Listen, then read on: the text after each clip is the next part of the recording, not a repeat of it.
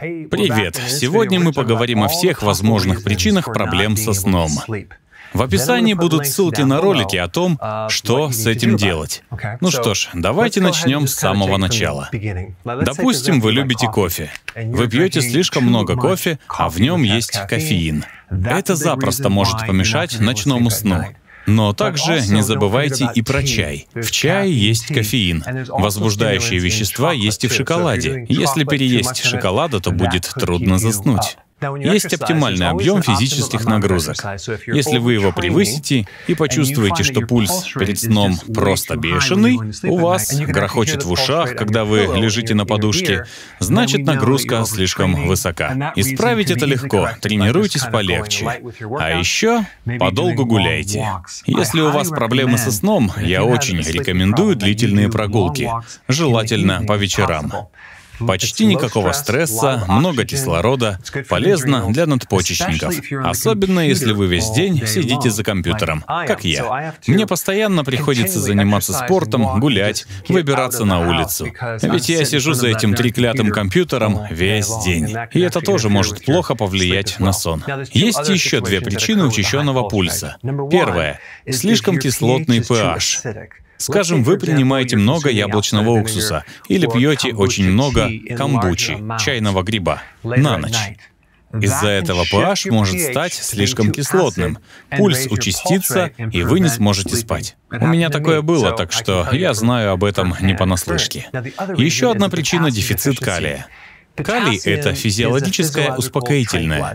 Он успокаивает нервную систему, не дает пульсу учащаться. При нехватке калия пульс учащается.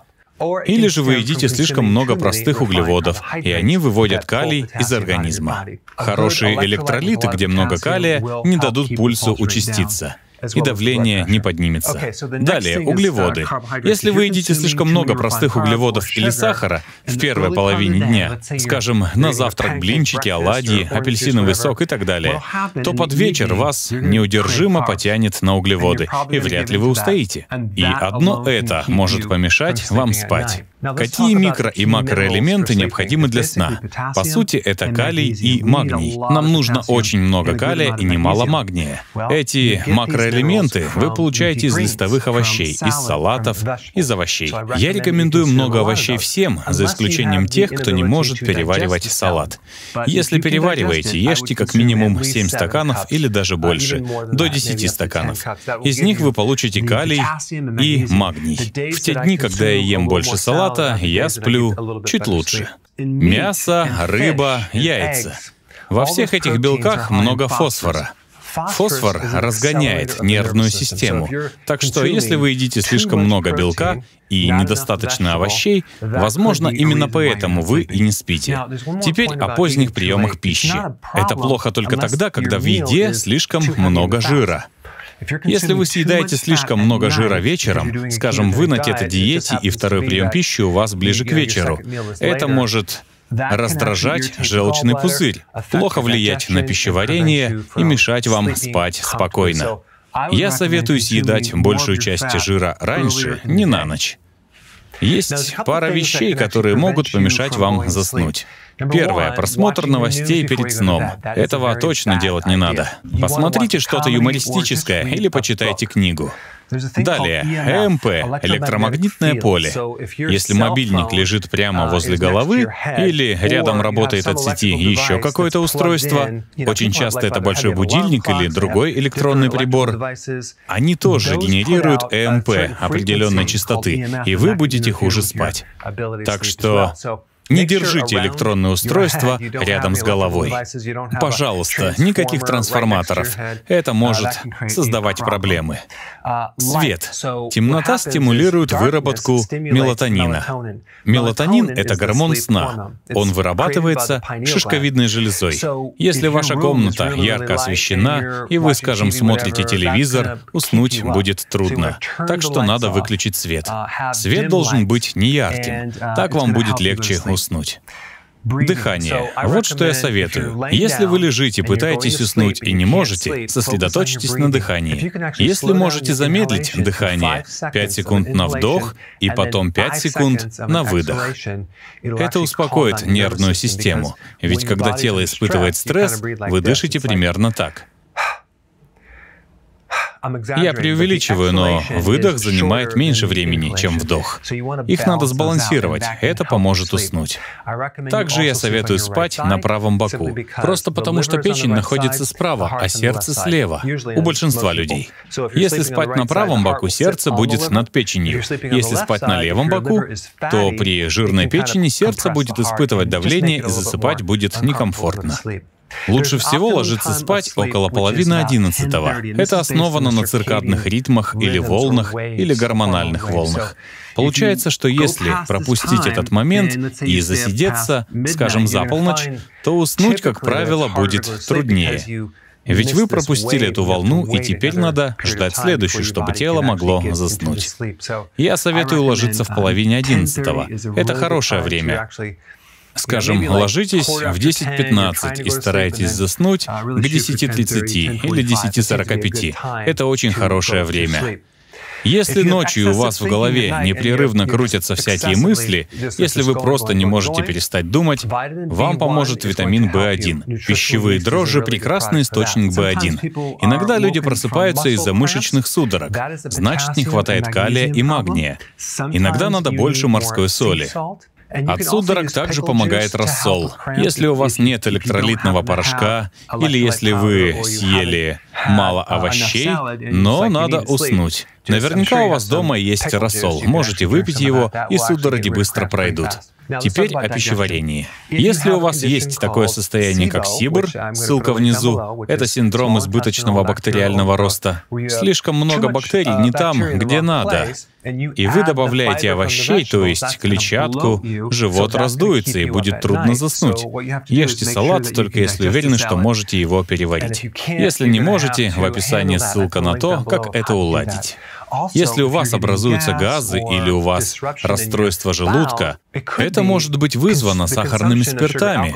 Например, непривычные для вас ксилит или эритрит могут вызывать раздражение. Причиной может быть и масло МСТ в некоторых продуктах, которые якобы годятся для кето.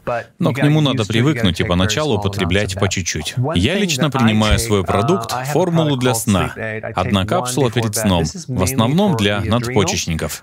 Также я использую массажер. Есть техника для снижения стресса, ведь слишком активные надпочечники мешают хорошему отдыху. Поговорим немного о надпочечниках. Этих желез 2, они находятся прямо над почками, вот тут. Они как бы помогают регулировать стресс. Если вы весь день стрессовали, нужно убрать этот стресс, чтобы вы не пытались уснуть, когда тело находится в стрессе. Хочу посоветовать вот что. Если никак не можете заснуть, то как бы просканируйте тело и просто как бы осознайте, какая часть тела не желает выключаться. Например, голова или, скажем, грудь или поясница. И обычно какая-то мышца напряжена или сведена, или давняя травма как бы удерживает тело во взбудораженном состоянии и не дает этой части тела расслабиться.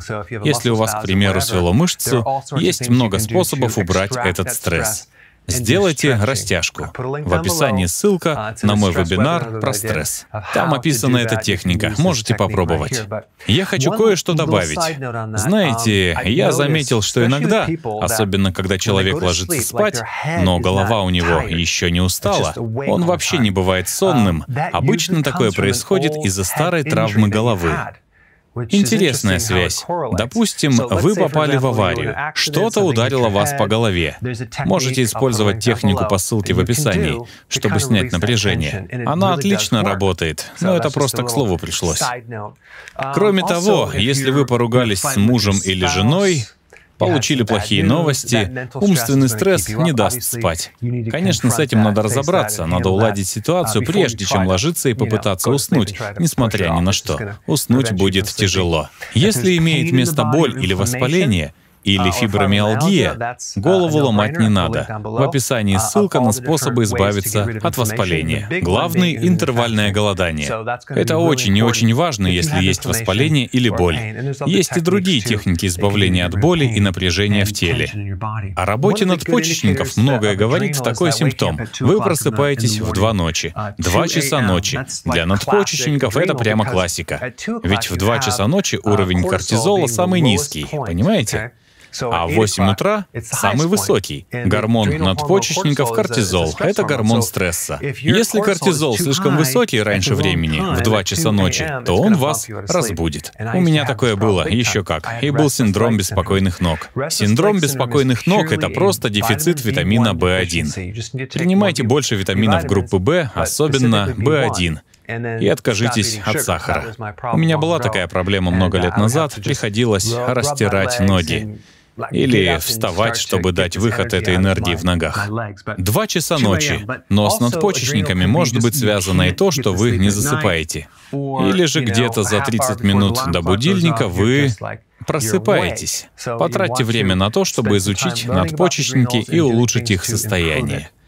Если вы когда-то были спортсменом и очень активно упражнялись, но сейчас вы этого не делаете, то митохондрии, энергостанции клеток, которые участвуют в выработке энергии, у вас развиты лучше, чем у других, и запасают больше энергии.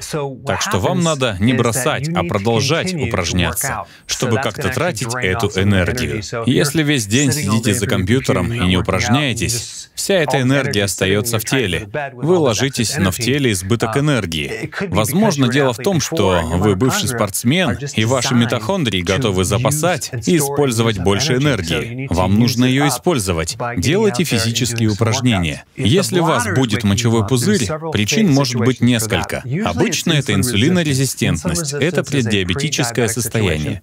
Подумайте о диабетиках. Постоянная жажда и слишком обильное мочеиспускание. Это инсулинорезистентность. Как от нее избавиться? Ссылка в описании. Нужны здоровая кето и интервальное голодание. Допустим, у вас увеличена простата, и это мешает мочевому пузырю удерживать мочу. Лучше всего полностью отказаться от молочных продуктов. Молоко, сливочное масло, сливки, творог, сыр. Уберите молочку на некоторое время. Возможно, простата уменьшится в размерах. Это просто небольшой совет, но есть и другие решения. Следующий пример. Допустим, у вас менопауза. Уровень эстрогена падает, а уровень прогестерона падает еще ниже. В пропорции получается, что эстрогена слишком много, хоть он и низкий. В мочевом пузыре есть сенсор. Он должен быть покрыт эстрогеном. Если вы теряете эстроген, может часто возникать желание пописать. В таком случае лучше всего использовать крем с прогестероном. Можете купить крем с диким ямсом. Можете втирать его в бедра. Такой крем поможет при менопаузе. По-моему, мы разобрали все возможные причины плохого сна. Возьмите те, которые относятся к вам, и посмотрите видео. Спасибо за просмотр. Если вам понравилось видео, пожалуйста, подпишитесь на канал, чтобы не пропускать новых видео.